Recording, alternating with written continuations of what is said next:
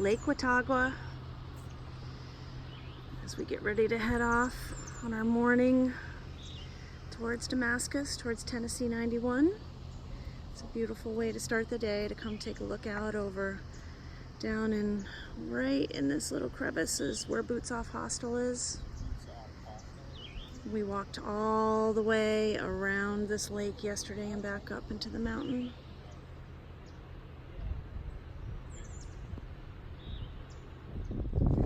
Got some pretty bird calls around us, and we're up above the lake, walking along a ridgeline now.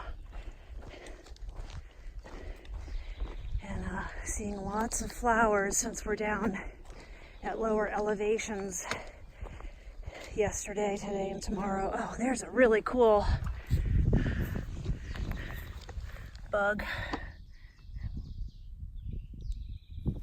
Got a little bit of rain and making good progress on the day. We got a 16-mile day today, headed to Tennessee 91, where we are meeting a trail angel, Bruce, coming through another one of these lovely areas that looks like there's snow on the ground, and it's not. It's flowers. They're just lovely. I will go ahead and share with you my ideas. Trigger and I went to the post office yesterday and both sent some things home. And still trying to lighten my pack to get as we get closer to summer, and determining what it is that I want to carry with me on the trail. And I've told you about a few things that I've sent home already. Did I tell you about the Nylaflume bag that was the liner I had bought at Lightsmith? Well, that ripped in half. So I'm back to a compactor bag. So that's just one of those things that I would probably stay away from unless you're just doing a weekend trip or a section hike. I don't think that they're meant to last long term. And here's something that I think very few hikers would send home, but I am sending home, is my sit-upon, my sit pad. I have not used it once. So what I have been doing is using my rain skirt when I sit down on wet or dirty area. Put out my rain skirt kind of like a picnic cloth and sit on it, and I can actually spread my legs out that way, and they stay dry and clean as well. So, oh, that's kind of cool. Look at that tree. That huge conch over the doorway. Looks like a hobbit would live there. Little troll. So cool.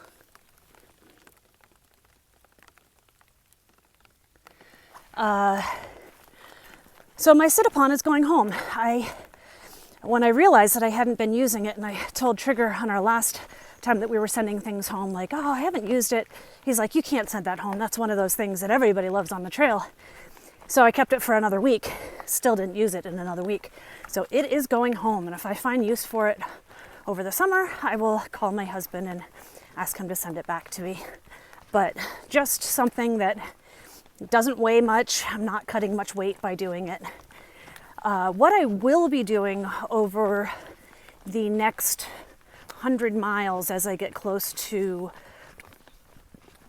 the quarter way mark and Mount Rogers and what's the name of, can't think of the name of the field that's there with the horses. Anyways, you know what I'm talking about. I am going to be sending my stove home then. I have been keeping it with me more as an emergency item than anything else, and realizing that I just really never use it. So when we were in the Smokies and had a larger group of people, and I would wait around in the morning for people to get ready, I would make oatmeal and have a hot breakfast. But it doesn't even appeal to me anymore at this point. I carry a fanny pack, and in that I carry my food for the day, and it's all snacky sort of stuff. It's fruits and nuts and bars and Jolly Ranchers, of course. and peanut butter and honey and just dried, I guess I said fruit already, dried fruit, dried meats, cheeses. I keep little, mini bells of cheeses with me. So a lot of my stuff is just kind of grab and go. I have right now some chocolate covered espresso beans that I got out of a bulk food section at a grocery store. And that has been suiting me just fine for breakfast and lunch. And as I get rid of my stove after the quarter-way point, the Grayson Highlands is what I meant to say, I will keep my lighter, because that is one of the 10 essentials of hiking, is having a fire source. So I'll keep that, but I think I'm going to send the rest of it home. And I may get a jar for doing dry soaking, but I may not. When I hiked the Long Trail, I hiked it without a stove, and I really enjoyed that.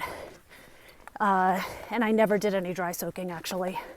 So I know that was a shorter period of time, but with the amount of time that I'm also staying at hostels or stopping in towns, I am having plenty of opportunity to eat good quality meals. And at dinner, I am just not really enjoying the dehydrated meals all that much. There's nothing wrong with them, but I don't know, they're not really hitting the spot or something that it makes me excited to eat them at the end of the day. I, just kind of eat them because they're there and they're calories. But it's for me, it's not worth, the extra pound of fuel, stove, titanium mug, all of that goes together, lid, koozie. So anyways, so that's my thoughts as we move into Grayson Highlands and Mount Rogers. A little bit less than 4 miles to go for the day. I'm not sure if you can see over here to the east. It's very dark over those mountains, and those are the storms that we are chasing right now. Actually, we're trying to run ahead of them. They're chasing us. So just to give you an idea of what we're talking about, it's a little bluer up further north, and as we look back further south, it is just dark. We came across this beautiful marker, which at first I thought was a chimney. It says Uncle Nick Grindstaff, born December 26, 1851, died July 22, 1923. Lived alone, suffered alone, and died alone.